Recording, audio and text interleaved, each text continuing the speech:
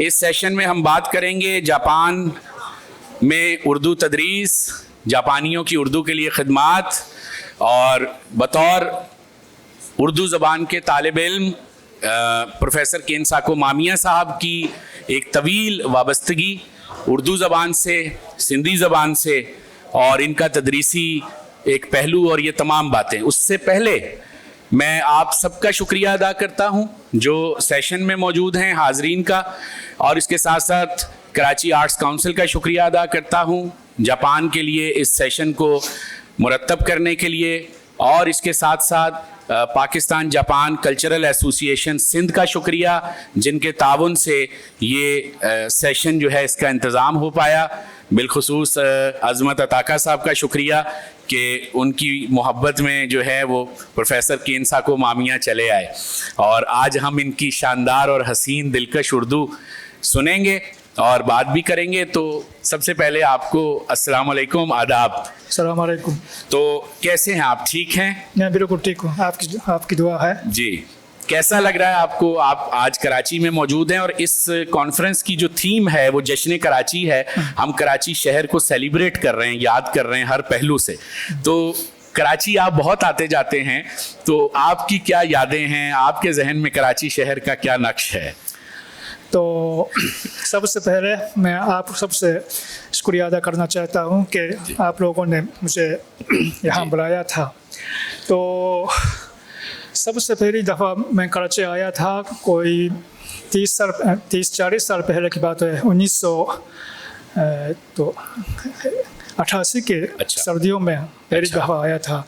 तो उस वक्त मैं BA MA का स्टूडेंट था जी। तो उर्दू मज़ीद पढ़ने के लिए जी तलाश कर रहा था, कहाँ पढ़ना चाहिए, ये जगह देखने के लिए लाहौर, इस्लामाबाद, कराची, कोयटा, पेशावर सब जगह देख ली थी। तो आखिर में मैंने फ़ैसला किया था हैदराबाद सिंध में पढ़ने के लिए, लेकिन 90 से लेकर 92 तक 2 साल वहाँ रहा था। तो उसी दौरान पे कोई कम से कम महीने में एक दफ़ा मैं कराची आया करता था जी। तो इत्तेफाक से वह मुलाकात हुई थी जो अभी बैठे हुए हैं डॉक्टर मोइन ज़कीर साहब जी, और अभी इस दुनिया में नहीं है, मुश्किल ख्वाजा साहब, और हमारे वो निगरान थे डॉक्टर नजमुल इस्लाम साहब। इन दोनों लोगों के मदद से मैंने हैदराबाद में ज़िंदगी बसर की आपने जी पढ़ाई शुरू किया था जी। पढ़ाई तो हर साल हर महीने कराची में आया करता था। अच्छा। तो जब भी मैं कराची आया हूँ तो हर दफ़ा मुश्किल ख्वाजा साहब के पास जाके मैं अपने मकारात दिखाया करता था। तो उन्होंने तस्वीर की है जी। तो बहुत हलाल टाइम में किया करता था वो, इस मुझे बहुत याद होती है। वाह वाह वाह। मैं एक दिलचस्प बात आप सबसे शेयर करूं कि वाबस्तगी का आप देखिए कि कितनी गहरी वाबस्तगी है मामिया साहब को कराची से, कि आज मैंने इनसे सुबह पूछा कि सेशन के लिए आप आएंगे तो हुक्म कीजिए कैसे आपको पिक करना है, क्या या आर्ट्स काउंसिल पिक करे। कह रहे नहीं, मेरा होटल करीब है, मैं पैदल चल कर आऊँगा। और मैं पैदल चलने का मतलब है कि कराची को देखते हुए आएंगे, इतना यानी महसूस करते हैं। तो यानी आप बहुत मतलब गैर मुल्की आते हैं जब, तो वो तो डरते हैं। आप कह रहे हैं मैं पैदल चल के आऊँगा और आप आए। अगर मुझे डर हो तो कराची नहीं आता। बिल्कुल तो बिल्कुल। ये वाह वाह वाह वाह वाह वाह वाह। मैं हमारे स्टूडेंट्स में को भी ज़रूर बताता हूँ कि ज़रूर कराची आए, पाकिस्तान आए देखने के लिए। आप लोग उर्दू पढ़ते हैं तो कराची या पाकिस्तान देखे बगैर क्या होगा। वाह वाह वाह वाह। तो अभी मैंने बताया था कि 1988 से लेकर अब तक वो तकरीबन हर साल मैं पाकिस्तान आया करता हूँ और कराची भी अगर मौका मिल जाए ज़रूर आता हूँ। इसलिए जब भी मैं कराची आता हूँ तो एक शेर मुझे याद आता है। अच्छा। तो ये शेर है, मुद्दत हुई है यार को मेहमान किए हुए, जो कदा से बज़ में चिरागान किए हुए। वाह याद आता है। वाह वाह वाह वाह, क्या बात। हाँ, तो 2 साल जब हैदराबाद में था तो हर महीने कराची आया करता था। इसलिए मुझे क्या बात। कराची तीसरा वतन, दूसरा वतन हैदराबाद वाह है, वाह वाह वाह वाह तीसरा वाह। वतन समझता हूँ। क्या बात है। तो हम चूंकि कराची को और पाकिस्तान को याद कर रहे हैं और आपका हैदराबाद में इतना वक्त गुजरा, सिंध यूनिवर्सिटी में आपने तालीम हासिल की, एमफिल की, तो सिंध के दूसरे शहरों में कहाँ कहाँ आप गए? और तो जब मैं पढ़ता था तो इत्तेफाक से मौका मिल गया तो शुमार में सक्खर से लेकर हैदराबाद तक था, अच्छा तक, और मशरक़ की तरफ नंगर पार कर तक। अच्छा अच्छा अच्छा, वाह पूरे सिंध में मैं देख चुका हूँ अपने असातिज़ा के साथ। वाह वाह वाह, यानी पूरा एक तालीमी दौरा आपने जी किया। हाँ, जी हाँ। वाह। तो हैदराबाद और कराची के बाद अगर आपसे मैं पूछूं पाकिस्तान का कौन सा शहर आपको पसंद है? ये सिंध है, लेकिन माजरत के साथ मैं कहना चाहूँगा तो 4 साल मैं इस्लामाबाद में था, इसलिए अच्छा। तीसरा तो इस्लामाबाद में अच्छा लगता है। तो इस्लामाबाद अच्छा लगता जी है। हाँ, जी हाँ। बिल्कुल, वो भी पाकिस्तान है। बिल्कुल, क्या बात है। अच्छा, बहुत तजस्सुस है हमारे हाजरीन को भी, और जो फेसबुक लाइव पर हमें देख रहे होंगे, और हमारे पाकिस्तानी लोगों को भी, कि वो बहुत हैरान होते हैं कि जापानी लोग इतनी ज़्यादा अच्छी उर्दू कैसे बोल लेते हैं। तो ये क्या राज है? पहले इस राज से थोड़ा पर्दा हटाएं कि ये आप लोग उर्दू, इतनी अच्छी उर्दू जापानियों को कैसे आ जाती है? जो डिप्लोमेट्स आते हैं, स्कॉलर्स आते हैं, सब बहुत अच्छी उर्दू बोलते हैं। तो ये भी बताइए कि ये कैसे होता है, और आप उर्दू की तरफ कैसे राग़िब हुए, कैसे आए? दोनों बातें। ये राज तो मैं भी जानना चाहता हूँ, लेकिन एक बात कह सकता हूँ कि आप जैसे पाकिस्तानियों की तरह जापानी बहुत संजीदा है। तो पहले हम ज़रूर ग्रामर पढ़ाते हैं, ठीक है, तो अंग्रेज़ी भी इस तरह के हैं, ज़रूर ग्रामर पढ़ाते हैं, इसलिए, और अल्फाज भी साथ साथ पढ़ाते हैं। तो ये बुनियादी इल्म जो है अंदर अपने दिमाग में हासिल करने के बाद ही इधर आने को कहता हूँ। तो जल्दी उर्दू के पकड़ लेते हैं लोग, ये एक राज हो सकती है। और जो लिसानी उसूल हैं उर्दू ज़बान के और जापानी ज़बान के, आप जैसे असातिज़ा से बात करके हमें ये पता चला कि काफ़ी दोनों ज़बानें करीब हैं उसूलों के लिहाज से। ये भी ठीक बात है। तो मेरे ख्याल में बोलने में कोई मुश्किल नहीं है जी। अगर उर्दू बोलने वाले जो है जापान आते हैं पाकिस्तान से, इंडिया से, तो 6 महीनों में जापानी ज़बान बोलना शुरू करते हैं। इस तरह हम भी जो वर्ड ऑर्डर जो है जापानी और उर्दू में कोई फ़र्क नहीं है, इसलिए जो अल्फाज याद करते हैं इसी को जापानी के अंदाज से बोलें तो उर्दू भी आसानी से बोल लेते हैं।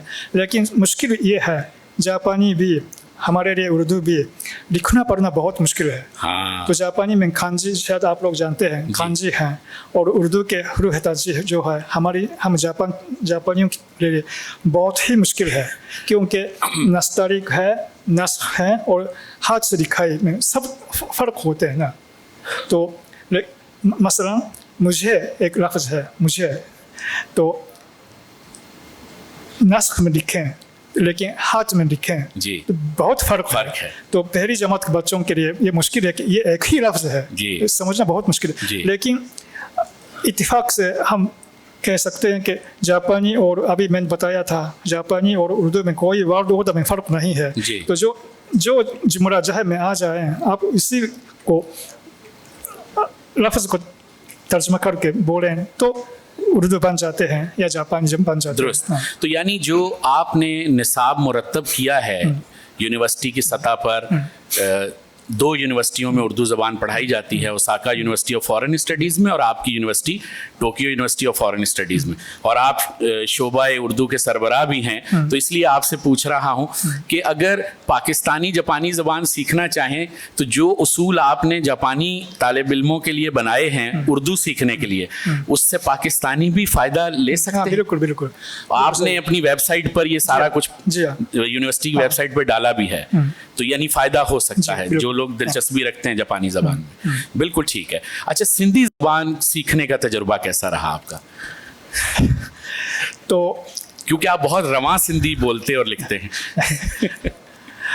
तो क्योंकि मैं Tokyo university of foreign studies में उर्दू का चॉइस किया था, उस वक्त तो इसकी वजह ये थी कि मुझे गैर मुल्की ज़बान सीखने का कुछ शौक़ था। तो हाई स्कूल ख़त्म होने के बाद उसी यूनिवर्सिटी में दाखिला मिल गया, तो पहले उर्दू सीखी है। तो सीखते सीखते मुझे पता चला कि पाकिस्तान में या जनूबी एशिया में उर्दू के अलावा भी बहुत ज़्यादा ज़बानें बोली जाती हैं। तो इत्तेफाक से उस वक्त हमारे यूनिवर्सिटी में सिंध यूनिवर्सिटी से एक उस्ताद आए हुए थे उर्दू पढ़ाने के लिए। तो उन्होंने भी मुझे बताया था कि हमारे पाकिस्तान में बहुत ज़्यादा ज़बानें बोली जाती हैं, उनमें से एक सिंधी है। वो उस्ताद जो है वो उनका मादरी ज़बान उर्दू थी, लेकिन वो भी सिंध में पढ़ाते थे, इसलिए सिंधी के बारे में कुछ उनके इल्म थे। तो उस वक्त मैं BA का था, तो MA में दाखिल होने के बाद पहले मैंने बताया था कि यूनिवर्सिटी ढूंढने के लिए आया था, तो उस वक्त हैदराबाद भी गया। तो इत्तेफाक से वहाँ वो सिंधी के प्रोफेसर से भी मुलाकात हुई थी, तो पता चला कि सिंधी में बहुत अजीब सी आवाज़ें भी हैं। अच्छा। और उर्दू के मुकाबले में सिंधी के ग्रामर जो है, कवायद जो है, बहुत मुश्किल है। इसलिए मुझे दिलचस्पी रही। यानी आपको मुश्किल चीज़ों में दिलचस्पी होती है? नहीं ऐसा नहीं, लेकिन उर्दू के अलावा कौन कौन सी ज़बानें बोली जाती हैं ये इसमें बहुत दिलचस्पी जी। और उसमें से आपने सिंधी का इंतखाब किया उर्दू के अलावा। तो उस वक्त कराची में, लाहौर में या तो फैसलाबाद, क्वेटा में दूसरे जापानी पढ़ने के लिए आए हुए थे, लेकिन इत्तेफाक से हैदराबाद में कोई नहीं थे। तो मैंने सोचा था कि पाकिस्तान आते हुए भी जापानी लोगों से मुलाकात होने की क्या फ़ायदा। तो इसलिए जहाँ कोई जापानी नहीं, तो हैदराबाद में पूरे हैदराबाद में आप तनहा जापानी थे। क्या बात है, वाह वाह वाह वाह। यानी ये हिम्मत की बात है, किसी ऐसी जगह जाके रहना, पढ़ना और रोज़ो शब गुजारना जहाँ कोई और आपका हमवतन ना हो। तो कितनी मोहब्बत मिली हैदराबाद से और सिंध से और फिर कराची से और फिर पाकिस्तान से, अगर मिला के मैं पूछूं। बहुत 3-4 दिहाइयाँ गुजर गई आपका ताल्लुक है इस मुल्क से, तो क्या महसूस करते हैं? तो सबसे पहले मैं ये कहना चाहता हूँ, जो मैंने उर्दू का इंतखाब किया, ये इंतखाब जो है कोई गलत नहीं। वाह वाह। तो इत्तेफाक से पाकिस्तान, इंडिया दोनों मुल्कों में मैं जाने का इत्तेफाक हुआ मेरा। तो जहाँ मैं जाता हूँ उर्दू या मतलब या तो हिंदी बोल लेता हूँ, तो बहुत लोगों के चेहरे में बहुत फ़र्क होता है जी। तो वो नहीं समझते कि जापानी लोग उर्दू बोलते हैं या हिंदी बोलते हैं जी। तो गैर मुतवक्को जापानी से उर्दू का लफ्ज़ या हिंदी का लफ्ज़ आ जाए, बहुत हैरान हो जाते हैं। तो एक सेकंड के बाद उनके चेहरे में बहुत रौनक आ जाता है। ये देखना मुझे बहुत पसंद है। क्या बात है, वाह वाह वाह वाह। अच्छा, चूंकि हम बहुत ज़्यादा पढ़ाई लिखाई की बातें कर रहे हैं, तो बहुत सारे यंगस्टर्स बैठे हुए, तो ये बोर ना हो जाएं, तो थोड़ा मैंने आपकी वो जो इन्फॉर्मेशन आपने अपनी यूनिवर्सिटी के पेज पे डाली है, उसमें मौसीकी का जिक्र भी, आपने कोक स्टूडियो का एक लिंक भी दिया हुआ है कि अगर जो जापानी तलबा जानना चाहते हैं पाकिस्तानी सकाफ़त को, तो हम ये जानना चाहते हैं आपको पाकिस्तानी सकाफ़त में क्या क्या पसंद है, मौसीकी में क्या पसंद है, क्या सुनते हैं आप पाकिस्तानी मौसीकी में, अगर मैं पूछूँ? मैं तो हर तरह के मौसीकी सुनता हूँ, लेकिन एक मुझे अच्छी लगती है कव्वाली। अच्छा, कव्वाली, खासकर नुसरत फ़तेह अली खान साहब के। वाह वाह, क्या बात है। और गज़लें भी बहुत ज़रूर सुनता हूँ। अच्छा, मेहदी हसन खान साहब को सुना? ज़रूर, बिल्कुल। क्या बात है, वाह। उसके साथ साथ आजकल आप सब लोग जानते होंगे, वो कोक स्टूडियो में बहुत नए अंदाज के मौसीकी भी आने लगे हैं जी। ये बहुत अच्छे लगते हैं मुझे। सही, बिल्कुल ठीक। और खानों में क्या पसंद है सबसे ज़्यादा आपको पाकिस्तान में, और कराची के ख़ास तौर पे खानों में, सिंध के? क्योंकि आप देखें, आपके 3 दर्जे हैं, पाकिस्तान, फिर कराची, फिर सिंध, तो मुझे मजबूरन एक सवाल में 3 सवाल पूछने पड़ रहे हैं आपसे। अच्छा, तो जनरली बता दें खाने में जो आपको पसंद हो। खाने में सबसे मुझे पसंद है, याद आता है तो ज़रूर नरगिसी कोफ्ता। नरगिसी कोफ्ता, वाह वाह वाह। आमतौर पे शायद रेस्टोरेंट में नहीं है जी लेकिन इत्तेफाक से कई लोगों के उनके घर में जी जाने का मौका मिला। बिल्कुल। तो इत्तेफाक कभी कभी वो नरगिसी कोफ्ता बना के मुझे वाह खिलाया था, वो बहुत सबसे अच्छा था। क्या बात है। और उसके अलावा बताया जाए तो सिंध में रबड़ी सिंध की, हैदराबाद की रबड़ी, वाह वाह क्या बात है। और चूंकि वक्त कम है, कोशिश है कि आपकी ज़ात और शख्सियत और कैरियर हम कोशिश करें कि पहलू सारे कवर करें। तो एक जापानी के तौर पे हमें ये बताइएगा कि जापानी लोग आज का जापान क्या सोच रहा है अदब और सकाफ़त के लिहाज से, क्योंकि हम देखते हैं अदब में भी जापान आगे आ रहा है और साथ साथ और बहुत सारे शोबों में जापान का नुमाया नाम है।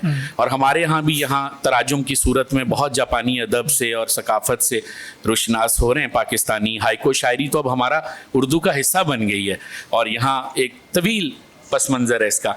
तो जापानी लोग किस में ज़्यादा दिलचस्पी लेते हैं बतौर फ़न, मौसीकी में, अदब में, सियासत में, फिल्म सिनेमा, किस में?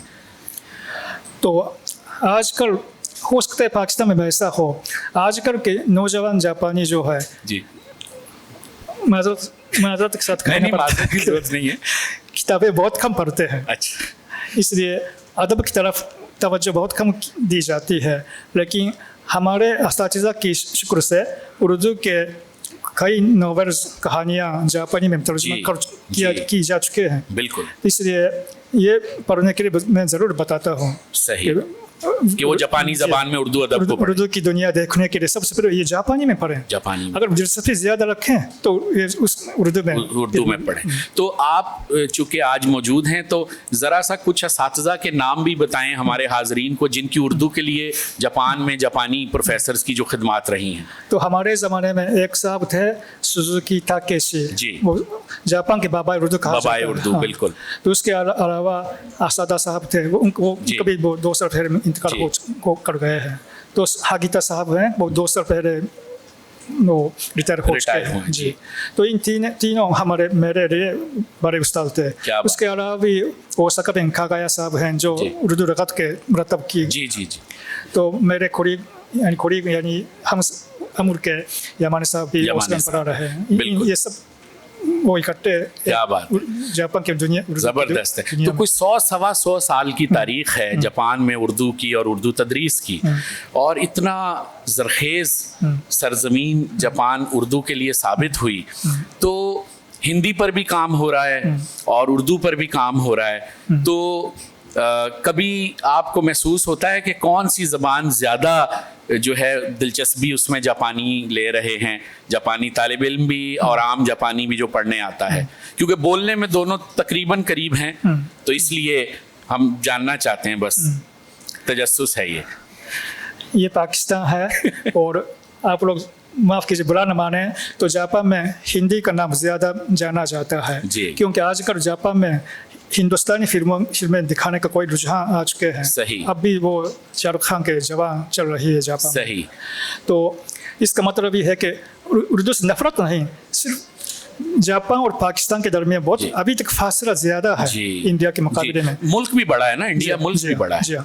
लेकिन हमारी कोशिश ये है कि पाकिस्तान और जापान के दरमियान वो जो फासला अभी है उसको कुछ भी कम करना है। बिल्कुल बिल्कुल।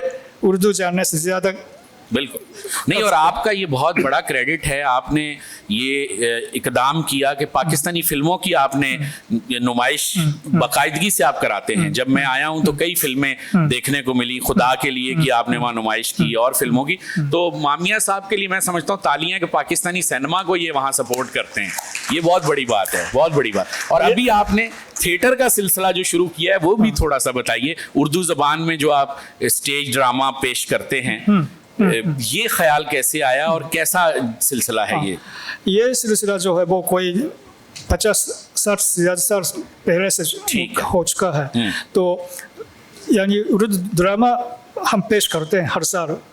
तो इसका मतलब ये है कि उर्दू में ड्रामा पेश करने से ये हमारी कोशिश ये है कि ड्रामा पेश करने से पाकिस्तानी या उर्दू की दुनिया के सकाफत सीखना बच्चों के लिए बहुत अच्छी बात है। इसलिए हर साल उर्दू की ड्रामा पेश करते हैं। इस साल इत्तेफाक से आरिफ नूर, अच्छा, पिछले वो सर तो क्या था, तालीम बारगाह, कई उर्दू के मशहूर ड्रामे बिल्कुल पेश कर चुके हैं।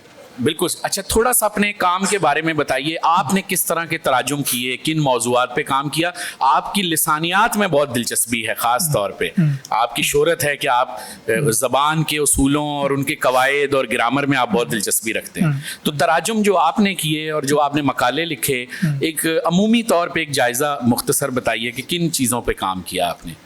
जैसा कि अभी खुर्रम सैयद साहब ने बताया था कि मेरी दिलचस्पी जो है लिसानियात के तो पर, या इसका मतलब है कि उर्दू की आवाज़ें किस तरह अदा की जाती है, उर्दू के ग्रामर किस तरह होते हैं जी। सबसे मुश्किल बात हमारे लिए उर्दू पढ़ते हुए सबसे मुश्किल बात ये है कि ज़रूर आप लोग मुझसे पूछते हैं आपने खाना खा लिया?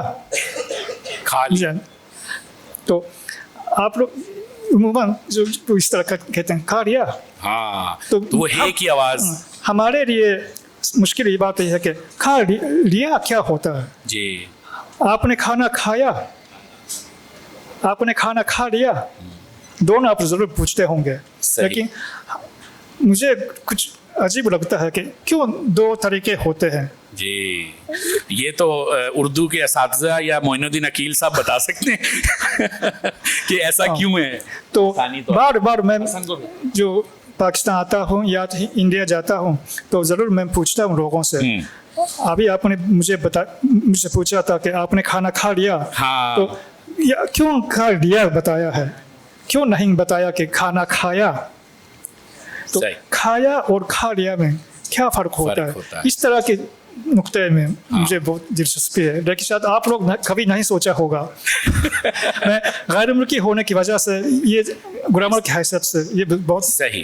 बस हम अपनी गुफ्तगू को अब इख्तिताम की तरफ ले जाएंगे, क्योंकि जितना वक्त हमें ताख़ीर से मिला था तो थोड़ी मोहलत मिली, तो इसलिए आगे तक गया सेशन। आखिरी सवाल ये कि जिस तरह आप काम कर रहे हैं और 3 से 4 दिहाइयों का आपकी वाबस्तगी है, तो बतौर जापानी ज़बान में उर्दू के स्कॉलर के तौर पर आप उर्दू ज़बान का मुस्तकबिल आलमी सतह पे क्या देखते हैं? तो जापान में भी या तो पूरी दुनिया में आजकल उर्दू बोलने वालों की तादाद बहुत बढ़ रही है। मैंने सुना है कि आजकल पाकिस्तान तो सब दुनिया में सबसे ज़्यादा मुसलमान के मुल्क बन गया है ना जी। हाँ जी। तो जापान में भी शायद कम से कम 10,000 ज़बानों के, जापान में भी कम से कम 10,000 से ज़्यादा पाकिस्तानी रहते हैं या इंडिया से भी लोग आते हैं जी। तो जापान में भी उर्दू इस्तेमाल करने का मौका बढ़ रहा है जी। तो इसलिए मुस्तकबिल ज़रूर रोशन होगा।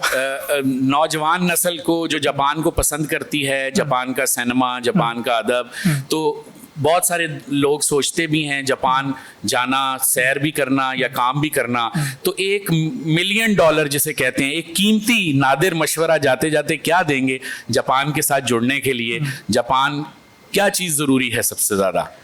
जापान में सबसे ज़्यादा ज़रूरी है काम करने वाले लोग, यानी जापान की आबादी बहुत कम होती रहती है। तो इंडिया या पाकिस्तान से नौजवान लोग काम करने के लिए अगर तशरीफ़ लाएँ तो हमें बहुत खुशी की बात है। क्या बात? तो हम उर्दू में आपका इस्तकबाल करेंगे तो आप ज़रूर जापानी सीख के जापान आ जाइएगा, क्योंकि जापान में अफसोस की बात है कि अभी तक जापानी ही चलती है, उर्दू नहीं चलती। इसलिए आप लोगों को अगर जापान आना हो तो जापानी ज़बान सीखनी पड़ेगी। बिल्कुल ठीक। प्रोफेसर केनसाको मामिया साहब, आपका बेहद शुक्रिया। वक्त जो है उसके दामन में थोड़ी गुंजाइश कम है और हमें आपसे इजाज़त लेनी है, मगर बहुत सारी बातें होती रहेंगी और मैं पूरे पाकिस्तान की तरफ से, आर्ट्स काउंसिल की तरफ से, Pakistan Japan cultural association Sindh की तरफ से आपका शुक्रिया अदा करता हूं कि इतनी दूर से आप चलकर आए, और उससे बढ़ के शुक्रिया ये जो हम तालियों के साथ आपका शुक्रिया करेंगे कि आपने उर्दू से मोहब्बत की। बहुत शुक्रिया। बहुत शुक्रिया, मेरी तरफ से बहुत शुक्रिया कि जैसे टूटी फूटी उर्दू सीख पढ़ने सुनने नहीं, आपका तलफ़्फ़ुज़ बहुत साफ है। बहुत शुक्रिया। बहुत शुक्रिया। आरिगातो गोज़ाइमासु। शुक्रिया, बहुत धन्यवाद।